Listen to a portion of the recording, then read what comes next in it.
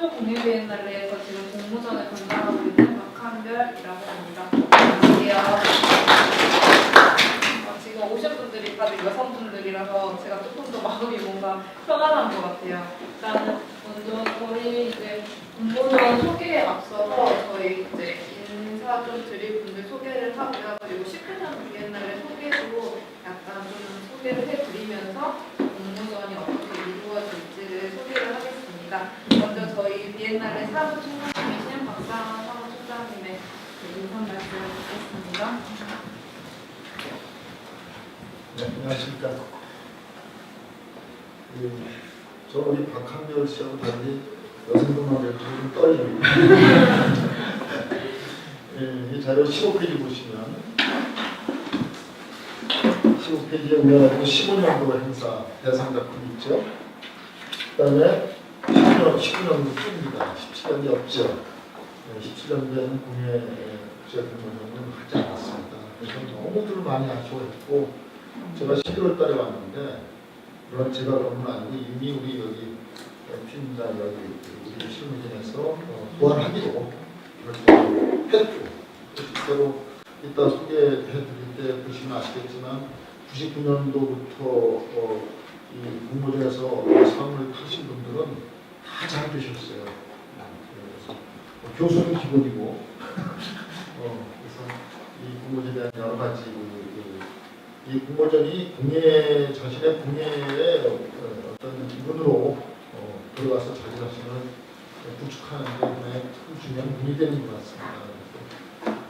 여러분께서 이렇게 관심을 가져주시고 그런 것도 감사드리고 그런 데 대한 어떤 기대를 스스로도 가지셔도 될 것 같습니다. 그리고 내년도에는 지금까지 저희들이 대선부터 입선자까지 장려사령자까지 상금을 더 지난 대회까지는 차별을 하면서 이렇게 시상을 했는데 이번부터는 그렇게 약간 무차별적으로 여러분을 모시고 다 1,000만 원씩 드리면서 그 여러분에 대해서 포스트 프로그램을 마련할 겁니다. 그걸 자세하게 또 소개해 드릴 거니까 그 다음 행사에 참여하시게 할 겁니다. 참여하도록 여러 가지 또 그렇게 레지던시 프로그램이라든가 이런 여러 가지를 후속 프로그램들을 제공해 드리게 됩니다. 그래서 실질적으로 더 나을 수도 있다. 이런 기대를 하시면 되고요. 그리고 무엇보다도 투 트랙으로 하게 되는데 하나는 지금까지 해왔던 작품 공모고 또 하나는 공예 도시 청주를 만들기 위한 기획 아이디어 또 같이 합니다. 그래서 작가들이 있을 것 같은데 기획자라든가 그 작가 가운데 그런 기획 역량이 특별히 계신 분들이 있어서 여기에 오시는 분입니다. 그렇게 저희들이 청주 공예뿐만이 아니라 우리나라 공예 그리고 세계적으로 우리 공예 비엔날레 일하는 것들이 국제 공모전 이런 것들을 더 잘해보려고 노력하고 있습니다. 그렇게 이해해 주시고 함께 해주셔서 대단히 감사하고요. 더 상세한 얘기는 담당 팀장, 총괄 팀장 이야기 들으시면서 궁금한 부분 들으시면서 성원해 주시고 함께 하시면 좋겠습니다. 감사합니다. 비엔날레가 어떻게 이루어지는지 좀 큰 틀을 여러분들이 아시면 더 도움이 되실 것 같아서 저희 비엔날레 총괄 팀장님이신 박원규 팀장님께서 소개를 해주시겠습니다. 여기 오신 분들은 기본적으로 비엔날레를 아시는 분들이시죠, 그죠? 청주 공예 비엔날레는 다 아시는 거를 설명을 드리는 것인가. 99년도에 처음 시작을 했습니다. 그래서 99년도부터 이제 2017년까지 10회째 비엔날레를 개최했고요. 내년에 이제 11회차 비엔날레를 준비를 하고 있습니다. 여기 이미지는 1회 때부터 10회까지의 메인 포스터 이미지를 보여드립니다. 네, 과거 개최 장소를 한번 설명을 드릴게요. 99년도부터 2009년까지는 청주 예술연당에 있는 전시장 400평 정도 됩니다. 그거에다가 그 앞에 있는 체육관 2개 그리고 마당에다가 천막치고 500평 그렇게 해서 한 2,000여 평 정도의 전시공간으로서 비엔날레를 개최했습니다. 그리고 2010년도에 청주시가 옛날 담배 공장을 샀습니다. 그래서 그 공간, 그냥 창고 공간 자체를 가지고 그러니까 상당히 터프한 공간이었죠. 거기서 저희들이 비엔날레를 4번을 했습니다. 그리고 올해 초부터 공사를 시작을 해서 내년까지 지금 이 공간이 공사 중입니다. 이 공간이 내년 여름에 완공이 될 건데 이제 옛날에는 3세대로 보거든요. 그래서 내년부터는 이제 깔끔하게 조성된 비엔날레 전용 전시장에서 개최를 하게 됩니다. 네, 공예 비엔날레는 본전시 기획전하고 초대 국가전, 그리고 공모전, 공예 페어, 교육 학술 체험 등으로 나눠집니다. 기획전에는 이제 뭐 전시 감독님이 이제 작가를 섭외를 해서 하는 말 그대로 메인 주제를 구현하는 전시가 되겠고요. 초대 국가전은 내년에는 지금 현재 4개의 국가가 선정이 되어 있습니다. 그래서 어디에 있냐면 덴마크, 네덜란드, 헝가리, 중국이 선정이 되어 있습니다. 그래서 4개의 국가가 한 관식을 하게 되고요. 거기에 이제 또 다른 나라들 참여하고 싶은 나라들 몇 개가 있어서 거기 옴니버스 형태로 한관해서 몇 나라가 같이 참여하는 그런 형태로 진행될 겁니다. 홍보전은 지금 이제 좀 이따 저희들은 이제 뒤에 또 다시 한번 설명을 드릴 텐데 산업적인 측면을 상당히 강조를 하고 있는 비엔날레입니다. 그래서 여타 이제 아트적인 비엔날레보다는 어떻게 보면 이제 산업적인 측면이 상당히 부각되는 비엔날레를 보시면 될 것 같고요. 교육학술 체험들은 이제 부대 행사로서 본전시 주제에 맞는 그런 프로그램들을 구성하게 됩니다. 역대로 저희들이 부대 행사로 치러졌던 것 중에서는 키즈 비엔날레가 있었고 CD 프로젝트라든지 어린이 공연 공모전, 그리고 공공주의 프로젝트, 북한공예 특별전, 그리고 시민조합 보자기 프로젝트 등이 있어 왔습니다. 네, 주제는 전체 주제입니다. 이건 아까 설명하다 보니까 헷갈리시는 분들이 있는데 공모전은 주제가 없어요. 하지만 전체 비엔날레 주제는 아마 다음 주 정도면 공개가 될 겁니다. 지금 전시 감독이 선정이 되셔서 기획위원들하고 지금 내일 저희 워크숍을 해서 다음 주면 아마 주제가 발표될 수 있을 것 같습니다. 내년 비엔날레는 아까 말씀드렸듯이 그 건물 공사가 내년 8월 말까지 예정이 되어 있어요. 그래서 예년보다 조금 늦췄습니다. 내년에는 9월 초 정도에 시작했는데 내년에는 아예 9월 말에 시작해서 11월 초까지 40일간 그 새로 조성되는 이번적인 공간에서 펼쳐지게 됩니다. 후원을 보시면 산업통상자원부 후원이잖아요. 저희들은 전탑 비엔날레랑 다르게 문화부에서 지원을 받지 않습니다. 문화부에서는 이름만 지원을 받고요. 그리고는 산업통상자원부에서 국비를 지원을 받아서 하는 비엔날레입니다. 그래서 구성에서 보는 페어 산업관의 비중이 상당부분 다른 비엔날레에 비해서 많은 비중을 차지하게 됩니다. 지금 이제 행사장을 설명을 드리면 좀 전에 말씀드린 비엔날레장, 요게 지금 전에 와보신 분들은 아실 테지만 페인트도 뭐 군데군데 막 벗겨져 있고 막 그런 상황이었잖아요. 근데 지금 요거를 내부 철거 다 끝났고요. 지금 이제 칸막이 공사 새로 세팅하고 있는데 그러니까 내년에는 깔끔한 모양으로 정리가 될 걸로 기대를 하고 있습니다. 그리고 아시겠지만 요 건물이 뭐냐면은 국립현대미술관 청주문헌 자리입니다. 그래서 지금 요거는 공사가 다 끝났어요. 그래서 이달 27일날 지금 개관식이 예정이 되어 있습니다. 그래서 이 국립현대미술관 청주문헌 하고요. 우리 비엔날레장하고 요게 이제 정부창고라고 이제 옛날 담배 이파리를 쌓아주는 창고입니다. 그래서 300평짜리 7동이 있는데 이거는 이제 시민 예술촌 같은 형태로 조성이 될 겁니다. 그래서 여기서도 이제 판매 같은 유통 같은 게 조금 이루어질 거고요. 그리고 나오신 분들은 아시지만 늘 주차장이 불편했었을 겁니다. 이 건물 1층을 그냥 저희들이 벽만 다 철거해서 그냥 주차장을 사용했었는데 여기다가 이제 주차장 공사를 지금 하고 있습니다. 이것도 내년 초면은 조성이 끝나요. 그래서 이제 여기하고 우리 여기 단지 기존에 있던 주차장을 합쳐서 1,300개 정도 주차가 가능한 공간으로 조성이 됩니다. 이 건물은 아직 계획이 없습니다. 민자가 유치가 되어야 되는데 계획이 없습니다. 그래서 아까 그 건물, 리모델링하는 건물을 설명을 드리면은 1, 2층은 이 건물에서 1, 2층은 유통매장으로 조성이 될 겁니다. 그래서 공예품 판매점도 들어올 거고요. 커피숍도 들어올 거고 식당, 매점, 기타 편의시설들이 1, 2층에 다 들어올 겁니다. 그리고 3층, 4층에서 전시가 이루어집니다. 3층에는 본전시와 초대드라관이 조성이 될 거고요. 4층에 산업관인 폐업, 그리고 공모전, 그리고 아카이브전, 이게 수장고인데 수장고를 노출 형태로 만들어서 유리벽으로 해서 수장고 내부에 있는 작품까지 볼 수 있도록 이렇게 해서 아카이브전을 이렇게 해고요. 5층에서는 교육체험술이 계획되어 있습니다. 공모지 옛날에 대해서 저희 팀장님께서 소개를 해드렸고요. 본격적으로 저희가 그 공모전에 관해서 이야기를 드릴 건데요. 먼저 그 공모 요강에 대해서 딱딱하게 설명하기에 앞서서 역대 그 공모전에서 수상했던 작품들을 보면서 조금 스토리식으로 얘기를 시작하려고 해요.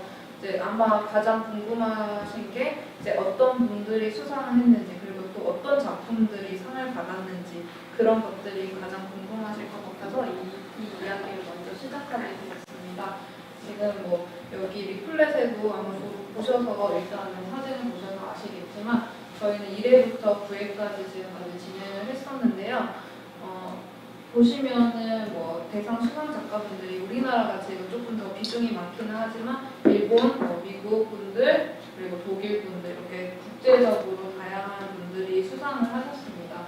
특히 1회 때 같은 경우는 이 히로시 스즈키 작가분은 이제 99년이면 벌써 20년이 지났잖아요. 근데 이분을 제가 작년에 만나 뵀는데 이때 당시에 이제 그 석사 중 대학원 생활을 하시면서 하던 작품을 출품하셨다고 해요. 근데 청주 공예 비엔날레 공모전에서 이제 수상을 하게 된 거를 계기로 이제 그 영국으로 유학을 가시고 그러면서 계속 작품 활동을 해 가시면서 지금 일본의 무사노 예술대학의 그 공예과의 교수님으로 계시다고 하시더라고요. 그래서 이 공모전의 취지가 정말 이제 좋다라고 말씀을 언급을 작년에 오셔서 해주시면서 격려를 좀 해주시고 가셨었고요. 2회 때 수상 작가분 같은 경우도 이분 같은 경우는 디자인을 원래 전공을 하셨어요. 그래서 좀 작품을 봐도 그 공예의 뭔가 실용성의 측면보다는 디자인적인 측면 같은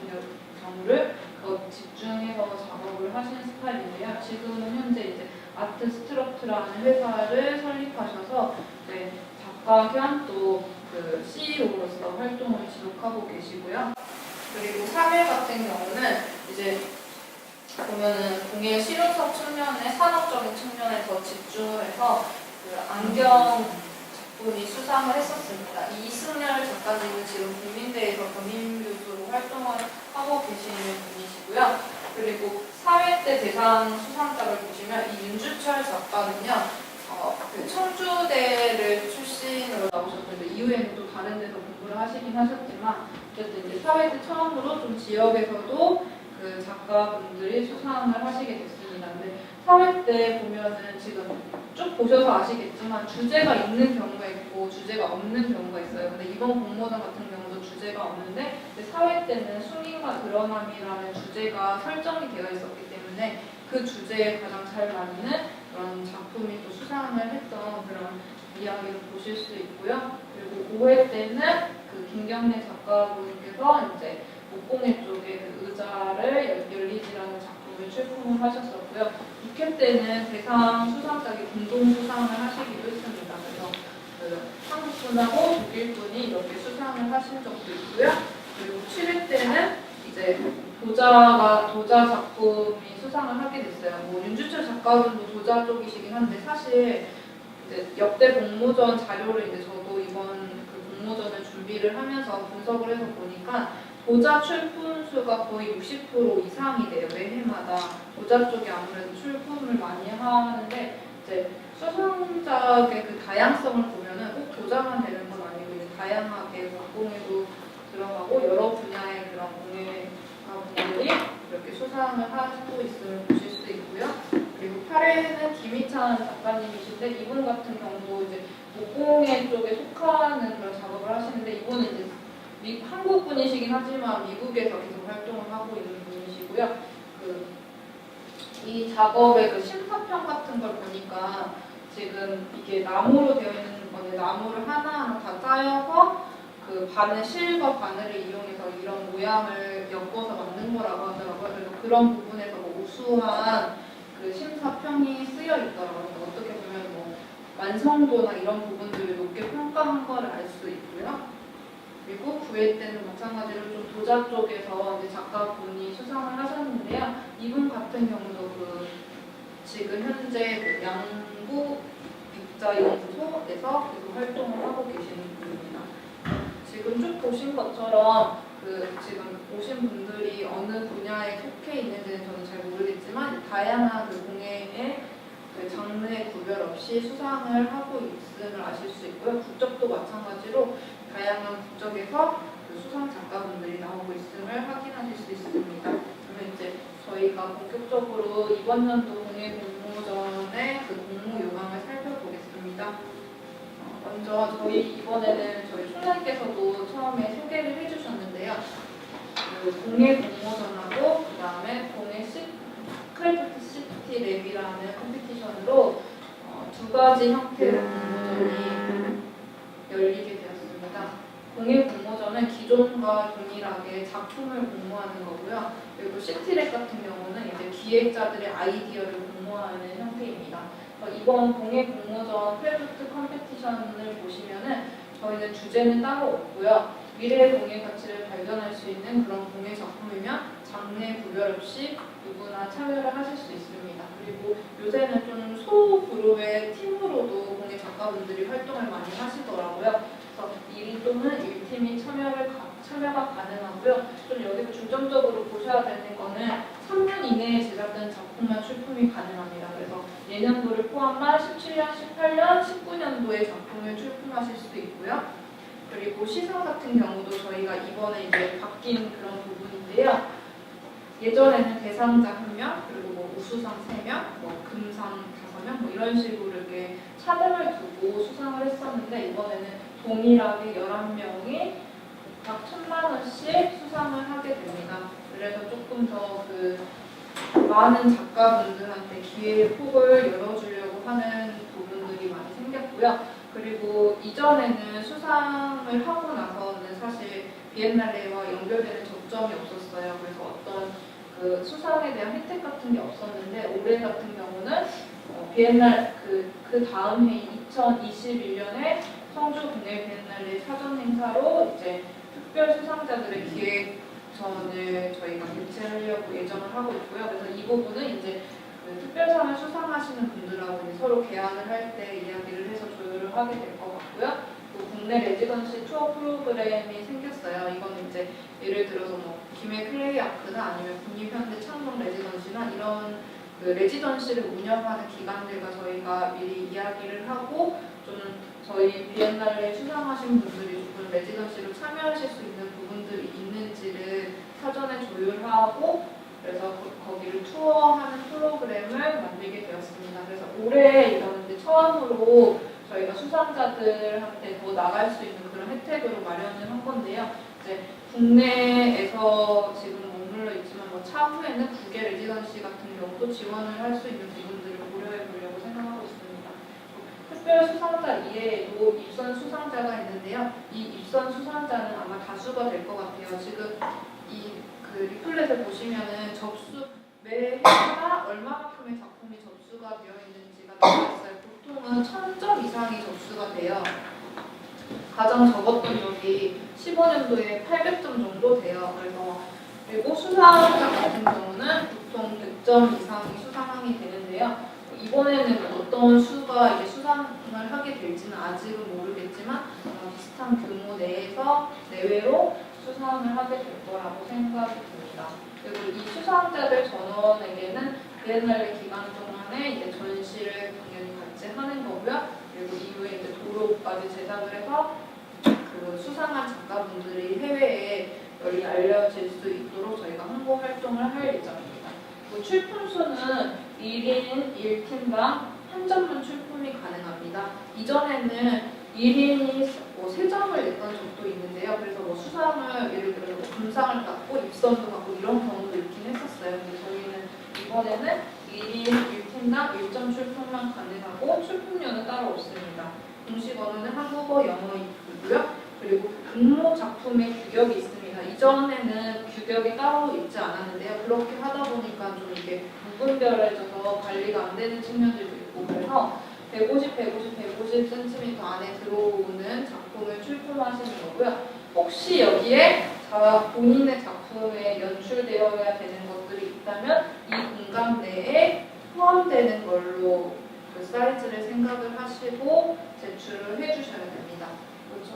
그리고 제출 서류에 보시면은 출품 작품 이미지, 작가 노트가 있는데요. 여기서 작품 이미지 같은 경우는 지금 보시면 총 6매를 제출하게 되어 있어요.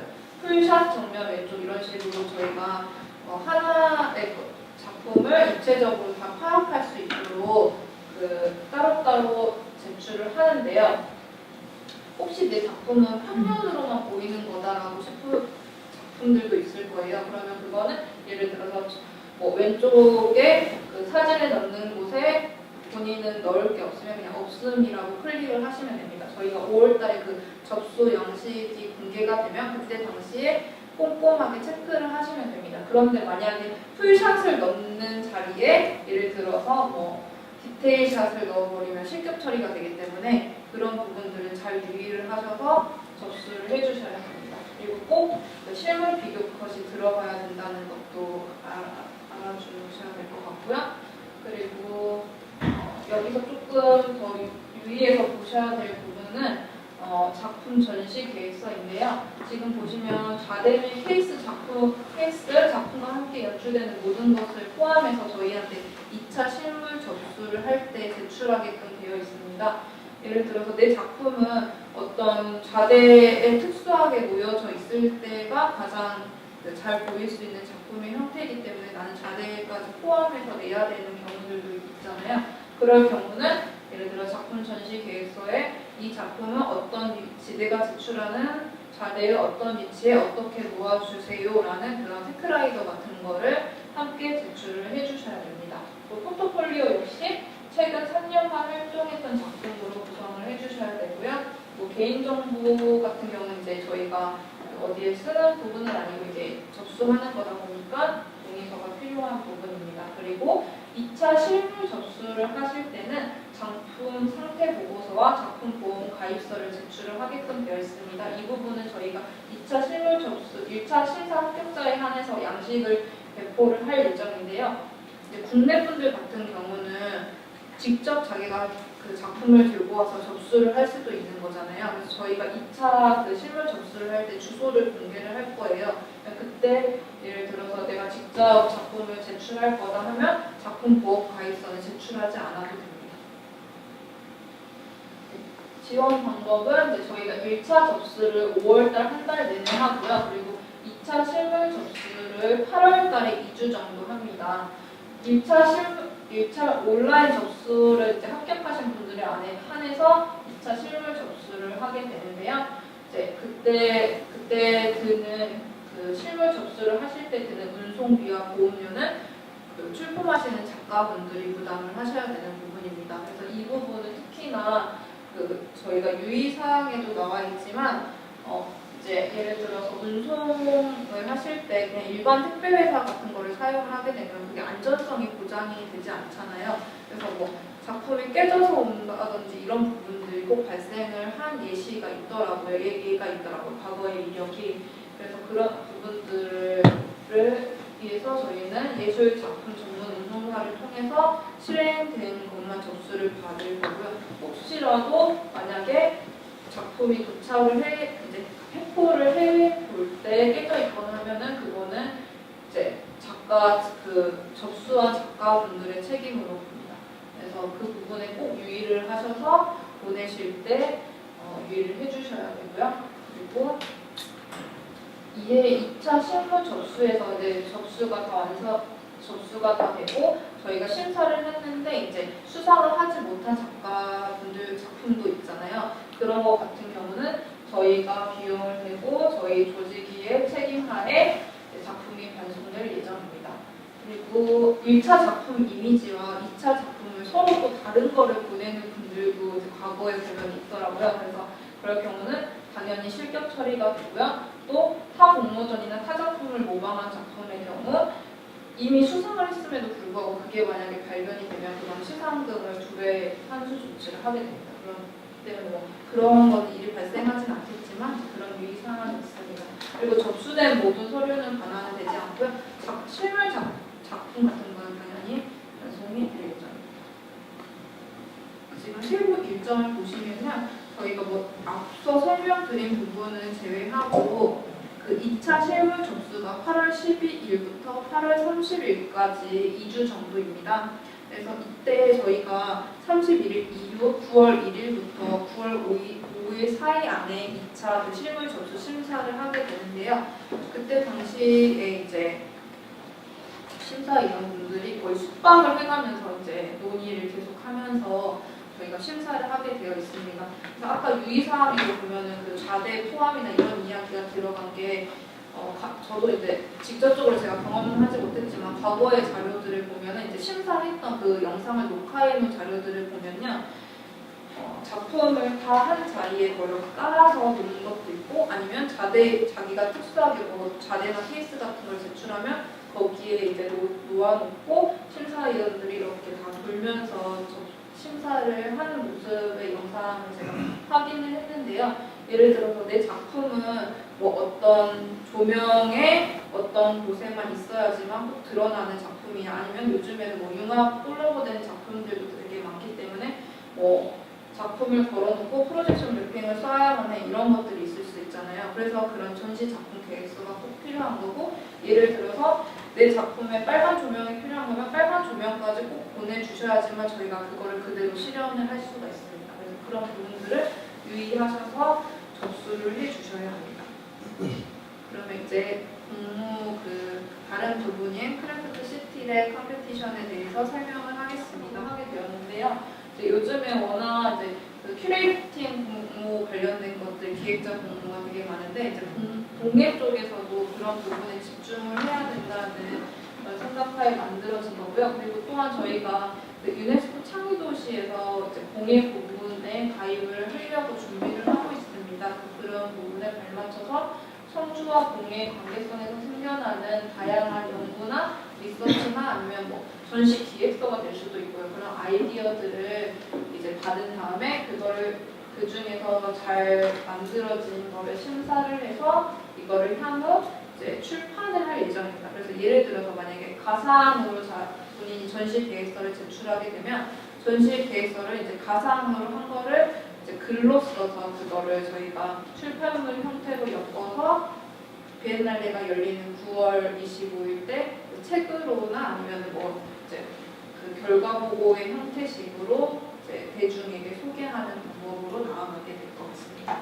이것도 마찬가지로 1인 또는 1팀이 참여 가능하고요. 연령이나 국적에 제한은 없습니다. 그리고 공식 언어는 한국어 또는 영어입니다. 이 부분은 시상은 총 상금은 3천만 원인데요. 그 수상하는 팀은 5팀입니다. 각 600만 원씩이고요. 수상금 600만 원은 이제 상금하고 원고료로 분할을 할 예정입니다. 아이디어 기획서가 뽑혔는데 이제 원고를 제출하지 않은 분들도 있을 수 있기 때문에 이렇게 분할해서 지급을 할 예정이고요. 다른 혜택 부분은 그 크래프트 컴피티션하고 동일하게 이제 초청하는 비용과 그리고 레지던시 투어 프로그램에 참여하시는 비용을 저희가 이렇게 혜택으로 드리고 있습니다. 또 제출하는 자료 같은 경우는 아이디어 계획서 그리고 기획자 프로필, 포트폴리오, 개인정보 제공 동의서를 갖고 있고요.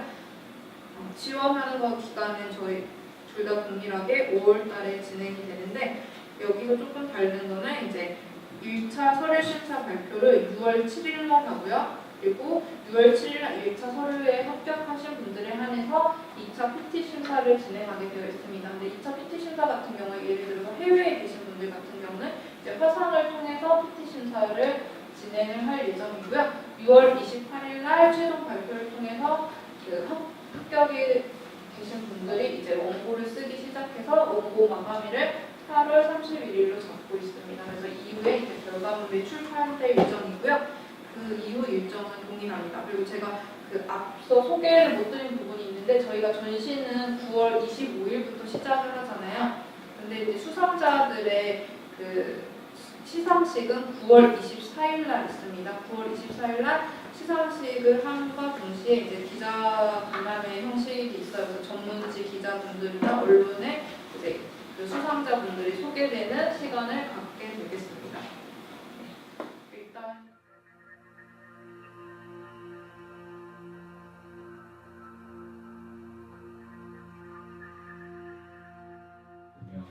만약에 예를 들어서 내 작품에는 빨간 조명이 꼭 필요하다고 하시면 빨간 조명을 보내주셔야지만 저희가 그렇게 설치할 수 있는 이렇게 보내드리면 네네. 설치가 네.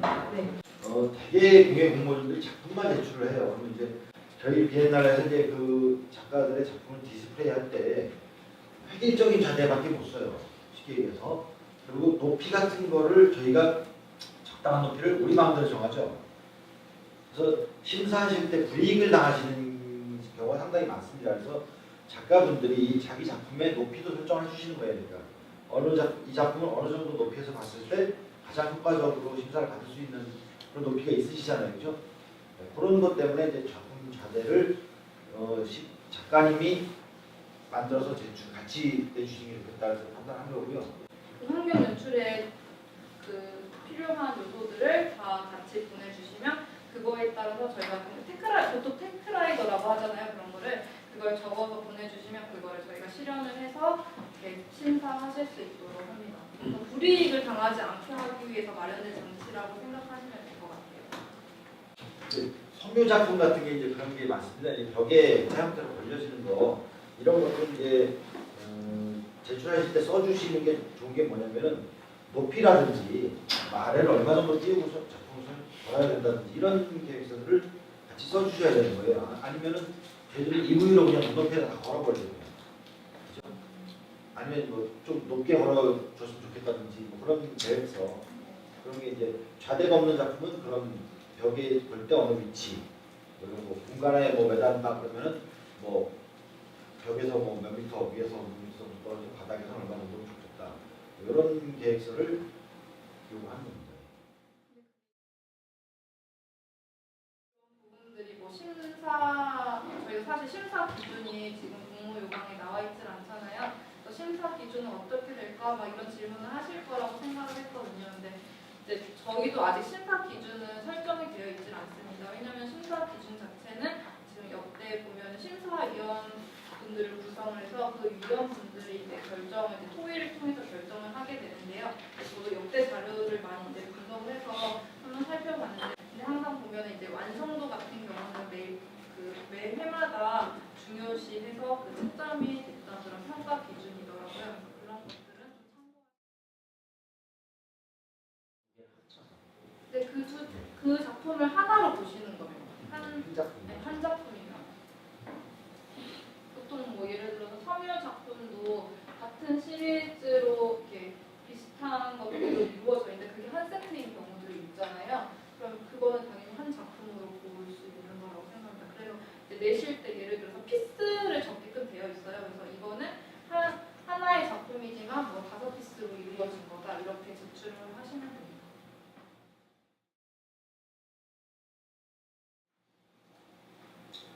하나 이제 유념해 주실 게 저희들 이제 공모전 예전에 경우 접수를 받다 보면은 정말로 운송 과정에서 좀 파손돼서 그런 것들이 상당히 많이 있습니다. 그래서 매년 공모전마다 한 10여 점 정도가 이제 그렇게 이제 실격 처리되거나 아니면 이제 다시 작가한테 통보해가지고 뭐 와서 보수를 하는 이런 상황들이 발생하거든요. 그래서 되도록이면 이제 그 포장할 때 박스를 좀 안전하게 하시는 거 하고 뭐 재료 자체가 안전하면 더 좋겠죠. 보니까는 습도 같은 거는 저희 관계자들도 체크하기가 힘들잖아요. 근데 뭐 습도가 잘 안 맞아서 좀 뒤틀림 같은 게 생겨서 문제가 생긴다든지 그런 것들이 있더라고요. 그래서 그런 것들이 정말 요구되는 작품이라면 그런 상황까지 디테일하게 적어서 제출을 하시는 게 맞으실 것 같아요. 그래야 저희가 보관하는 데 있어서 유의를 하고 할 수 있을 것 같습니다.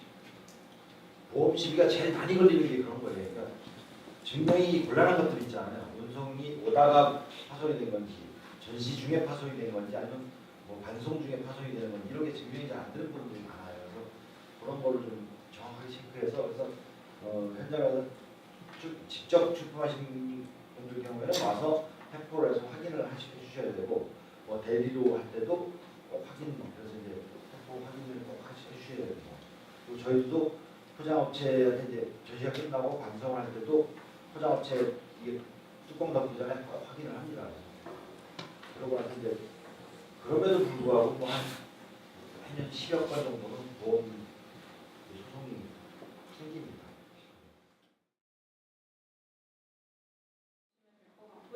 저희 홈페이지에 그 아카이브 사이트가 있긴 해요. 근데 거기에도 대상 위주로 되어 있고 이제 우수상 정도까지는 되어 있긴 한데. 역대 이렇게 했던 적은 한 번도 없습니다. 근데 이제 저희들이 이제 이런 룰을 정하고 할 때 저희는 기획위원분들이 이제 같이 협의를 통해서 정하거든요. 근데 이제 그 기획위원분들 중에서 이번 같은 경우는 저희 해외에 좀 뭐랄까 상품개발 공모전 같은데 로에베 같은 데서 그런 형태를 취한답니다. 그래서 그런 데는 똑같이 뭐 5명이면 5명을 뽑아서 같은 레벨로 대접을 해주는 거죠. 그러니까 차등을 두지 않고 어쨌든 그 레벨에 오른 사람이라는 거죠. 그래서 저희들도 이제 그걸 적용을 해서 11명을 같은 레벨로 대접을 해드리려고 하는 겁니다. 그래서 그 11분에 대해서는 저희가 이제 그 다음 비엔날레 전에 이제 기획전도 추진을 해드릴 거고 또 레지던시 같은 것도 말씀을 해드릴 거고 지금까지와 가장 크게 달라진 거는 포스트 공예 이게 프로그램이 없었는데 이제 그거를 저희들이 하겠다는 거죠. 이제. 그래서 지금까지는 그냥 수상작 상금 주고 말았어요. 그냥 비엔날레 기획 전시관하고 말았는데 그 이후에 이제 이 수상 되신 분들하고의 지속적인 네트워크를 유지를 하는 프로그램을 개발을 하고 있다는 게 가장 크게 달라진 점 같습니다. 동등하게 네, 그러니까 한다고 봐도 되겠죠. 예, 그 11분은 그러니까 어느 정도 수준 이상이라고 이제 판단을 하는 거죠. 그러니까 그 수준 이상이 되신 분들 11분을 뽑는 거죠.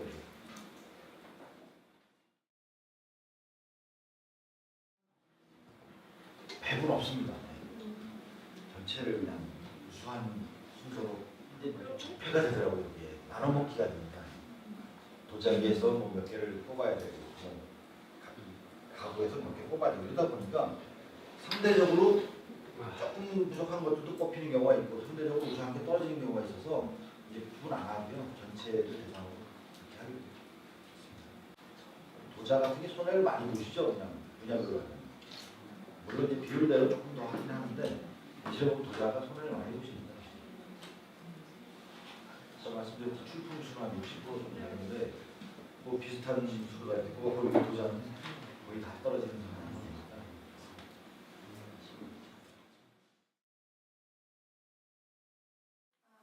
일단은 지금 현재는 정해져 있지 않고요. 보통 비율적으로 뭐 역대 거를 보면은 예를 들어 1000장 정도가 지금 작품의 전체 작품이 접수가 됐을 때는 보통 300에서 200점 정도가 2차 때 합격을 했었던 걸로 나와 있고요. 근데 이제 그거 같은 경우는 올해 이제 심사위원회가 구성이 되면 그분들이 그 기준을 세우는 거기 때문에 지금은 정확한 답변을 드리기는 힘들 것 같습니다. 네.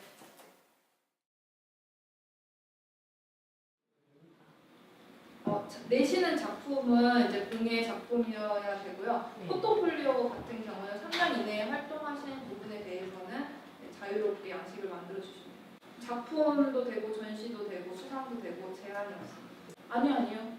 없으셔도 지원을 하실 수 있습니다. 있으실 경우 이제 그 3년 동안에 활동했던 내역을 포트폴리오로 잘 만들어서 소개를 해주시면 될 것 같습니다.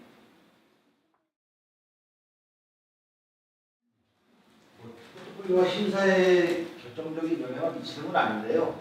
참고는 합니다. 뭐냐면은 이런 경우가 있어요. 이제 어떤 사람이 뭐 어떤 자기의 스킬이나 이런 걸 만드는 게 아니고 뭐 우연히 어떻게 뭐 이상하게 생긴 물건을 집어와서 출품하는 경우가 있었어요. 그래서 이 작품을 출품해서 심사를 해서 상을 줬는데 그 사람의 어떤 이력에는 이런 작품이 없는 거죠, 전혀. 그런 경우가 있기 때문에 어쨌든 그 포트폴리오를 참고용을 하는 거고요. 어느 공모전에서 나이 연령 제한 안 하다 보니까 초등학생이 대상을 받는 경우 생길 수 있잖아요, 그죠? 저희는 뭐 그런 경우는 아직 없었는데 그런 것 때문에라도 이제 그런 경력 정도는 참고를 할 수 있습니다. 참고용으로 보시면 됩니다.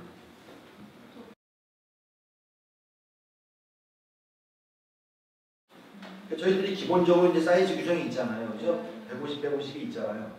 그 안에서 DP가 되고 출품하시는 작품은 한 점이잖아요. 그렇기 때문에 예를 들어 피스가 여러 개로 구성된 한 점이라고 생각을 해야 되기 때문에 풀샷에 비교 컷을 찍어주시는 게 맞는 것 같아요. 당연히 공예 관련하신 분들이 심사를 하죠.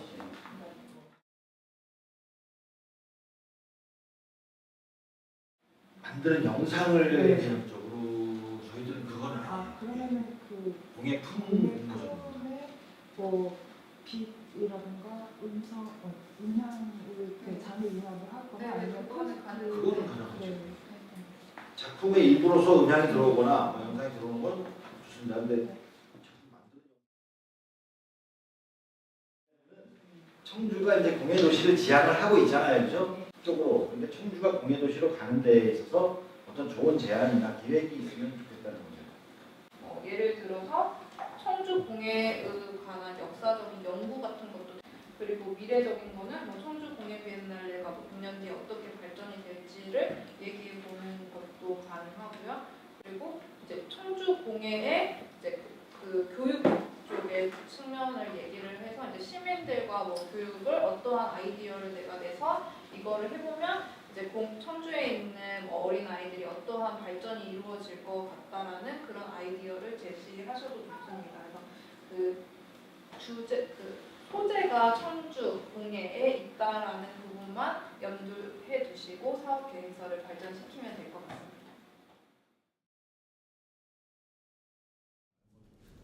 원형 작품 같은 경우에 좌우 컷이 아니고 똑같이 사각형이라고 저희가 하고 좌우 컷 찍나요? 네네네. 아, 그런 식으로? 네네.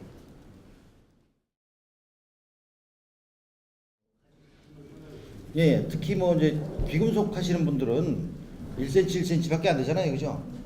작은 건 상관없습니다.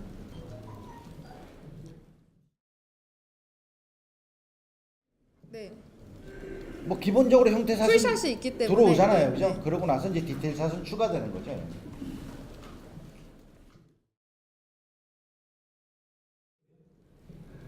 그거는 이제 원하시는 거 안 하셔도 돼요. 그러니까 풀샷으로 찍어서 한 세트잖아요, 그죠? 세트면 한 작품으로 인정이 되니까 그냥 세트로 정면, 측면 이렇게 찍어주시면 되죠. 한 구성으로 세트링을 해가지고. 굳이 이게 디테일 샷은 필수가 아니고요. 참고용으로 더 하실 수 있는 겁니다. 근데 그 한 점이라고 하는 게 오해하시면 안 되는 게 시리즈랑 한 점은 차이가 있는 것 같아요. 한 세트로 만드시면 한 작품이에요, 그냥. 예, 그렇게 인정합니다. 예.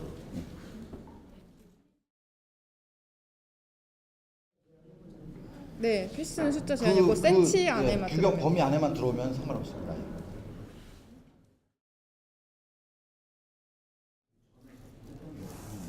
그거는 그런 포트폴리오를 안 빠지는 내시는 거죠. 네. 있는 분들은 하시죠. 뭐 저기 선택에서 큰 영향이 있진 않습니다. 근데 이제 본상 선택할 때는 한번 볼 거예요. 그래서 이분이 어떤 작품을 하던 분이고, 그러니까 이 작품을 하시는 분 스토리가 좀 보였으면 좋겠다는 겁니다. 그래서 최소한 저희들이 이제 어쨌든 공모전이라서 일정한 기준을 이제 제시를 해서 그 안에 이제 들어오는 것 중에서 뽑는 그런 의도도 있고요. 두 번째는 또 저희들이 전시장 면적이 좀 한정이 되어 있기 때문에 그 이상 되는 작품을 수용할 적당한 작품 사이즈를 그래서 고민을 해서 그렇게 정한 겁니다.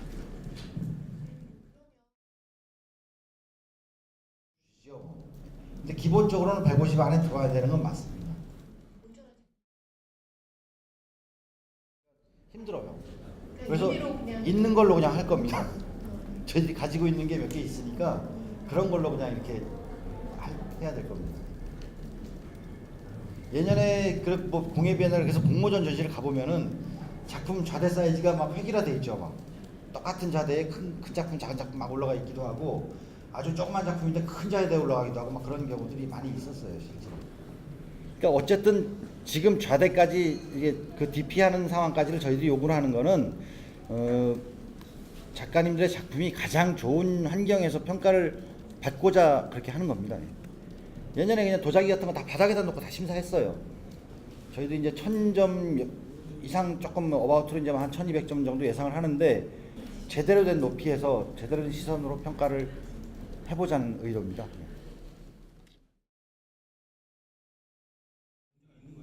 그러니까 출품 작품은 발표된 기록이 있으면 안 되고요. 그 포트폴리오나 뭐 이런데요. 그건 상관없습니다. 뭐죠? 그 측정 기구가 없어요, 사실은. 본인들 작가분들한테 맡기는 겁니다. 어쨌든 저희들은 근데 최근 작품을 보여줬으면 하는 의도에서 그렇게 적어놓은 거고요. 뭐 저희들이 뭐 이렇게 뭐 그거는 안 되는 걸로 했습니다. 안 되는 걸로 예. 결정이 되는. 예. 그래서 1차 심사한 작품 실물 이미지를 그대로 봤을 때 그거랑 다른 작품은 실격 처리하는 걸로 얘기를 했습니다.